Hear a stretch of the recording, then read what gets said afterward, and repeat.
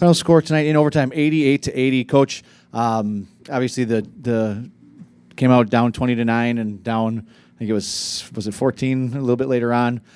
Just a huge comeback effort to take the lead at halftime. And then it felt like every time you needed a play down the stretch, it was like a different person. You had Aaron Franklin with a big game, John Lovelace with a big game, 12 assists, no turnovers, sitting next to you. And then once you got it to overtime, just kind of took over. Yeah, proud of the guys. To me, that's the best offensive team in our league. And they present some real challenges, and their young guys are, they've got Hubricks and Knoll, who are no-brainer all-league players. Knoll's preseason player of the year.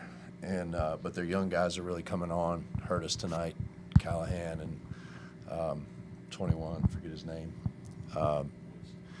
Woods. And so we really struggled to guard them. We made some lineup adjustments. I thought Aaron Franklin, 27 minutes, and he's plus 16 or 17 on the stat sheet. Johnny Lovelace, 17 minutes and plus 16. I'm not even sure that's possible. So proud of those guys. And then, with the ball security problems we had at the last game, we made some adjustments, kind of whittled things down. And, if you look at the stat sheet, Themis has got 12 assists and no turnovers, which is also, impossible to do. So that's awesome. But if you looked at those three guards, last game they had 18 turnovers between over four guards, and tonight I think they had 3. So the ball security was so much better, and then just got contribution after contribution from different guys. So it's February. That's a really good team. That's a really experienced team, and we gutted it out. And then in overtime, I thought we were a little fresher than they were. We executed. Duffy had the biggest tip win of his career, and we scored right off the bat. And they executed and got stops. I think 3 or 4 straight possessions, and we were able to hold on to that lead. Bart, what do you think of the defense overall tonight? Because the numbers probably aren't going to pop off the page. 50% for them. They hit a lot of shots too, but it felt maybe like it looked a little better than the numbers would say. Would you agree with that? Yeah, because those numbers earlier were about 75%. So we were digging out of a hole all night, especially with the percentages. I thought when we went to the lineup with Aaron and Johnny and AJ, Themis and Jamichael, that we really were able to guard their actions. We were able to be a little tougher inside. We just can't have those starts. A 16-0 run first half. Just gotta be able to withstand some of those runs. I did think AJ. People don't see what AJ does for us. AJ's will, when our wheels were completely coming off, we couldn't stop them, couldn't score. AJ's will to win and to push our guys forward was unbelievable when it was the hardest tonight. And then we saw a couple baskets go in. We got a couple stops. And really our defense after that point, I'm glad you say that, our defense after that point fueled every bit of our offense. And so we got to start the game with that defensive intensity. Bart, I think after they went up 16, you pressured the ball a little bit. I don't think you got a lot of turnovers, but did that disrupt a little bit what they were doing? Yeah, it did. They just weren't able to come down and run their stuff with the timing that they were having. Eventually, as the game went on, they started to hurt us a little bit on that, and we backed away. But I think we played a few more bodies than they did, and fatigue was a factor at that point. Their timing was a little off. But the little three-quarter court press has always been effective with Wright State. Coach, were there any major adjustments that you made strategically going into overtime to maintain the lead?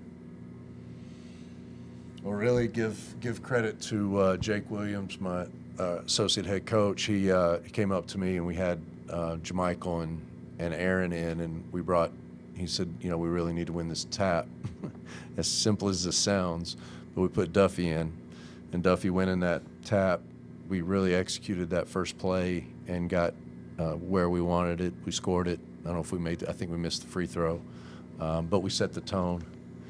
And I thought there were 4 straight possessions where we ran different sets, and those guys really executed, and we got something good every time. I think we scored 4 straight possessions, and got 4 straight stops. So until Noel made I think it was the goaltend that broke it. So just give our guys credit for their focus. It was nothing I did.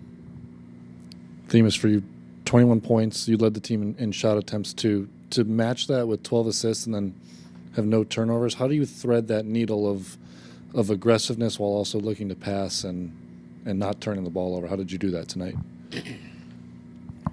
Just continue trying to make the right play throughout the game. Looking back on film, it's probably going to be times where I should have passed, and it's going to be times I should have scored it, So it's just the flow of the game. Just know when I need to try to score more, try to get the guys involved when they feel like they're just running corner to corner,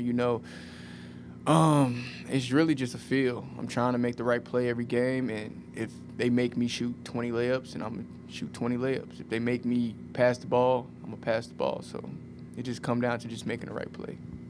You guys scored, I think, on all 7 possessions in overtime. Would you say the offense was better in overtime, or were you more impressed by the defense? Well, the whole game, we got to get them to miss. That was the story of the game. If we get them to miss, we can push and transition. But I think in overtime we did a really good job of just executing. We was getting into our sets, and if we didn't get nothing off the initial, then we would just make sure everybody's in the right spot, and we would get something good either at the basket or open 3. So I think just taking time and just making sure we're in the right spots, it helped us a lot. I can keep. Mentioned 2 weeks ago that this league and the conference tournament is built really for the top 4 teams. 1 through 5 right now in the league are separated by 2 games. 2 through 5 are by 1.5 right now. How intense do you expect these next 15 games to be in terms of league replacement in Indianapolis? I mean, everybody's fighting for the same thing. We've got to somehow find a way on Sunday to beat Northern Kentucky at home for the opportunity to go to Robert Morris and Youngstown to fight for those spots. If you lose on Sunday, then you're down a game going to their home arenas. So we've got our work cut out for us. But every game is crucial at this point. Cleveland State, I think, has a 2-game lead.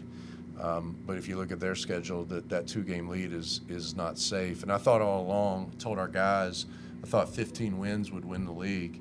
And maybe it ends up 16 for Cleveland State, but it very well could be 15.